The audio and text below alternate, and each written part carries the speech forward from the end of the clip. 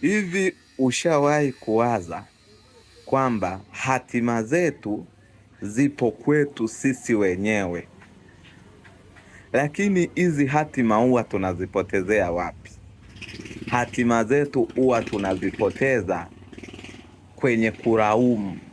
Tunatumia nguvu kubwa kulaumu, tunatumia nguvu kubwa kufikiri ambacho kishatokea, tunatumia nguvu kubwa kuangalia nani amekukwamisha.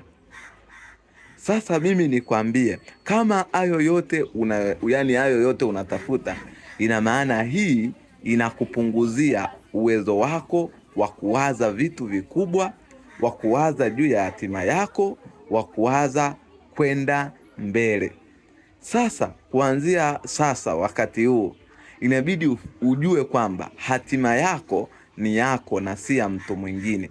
Kwa hiyo inabidi upiganie hiyo hatima yako, maana hata ukitia huruma hakuna mtu atakuja kukuonea wewe huruma.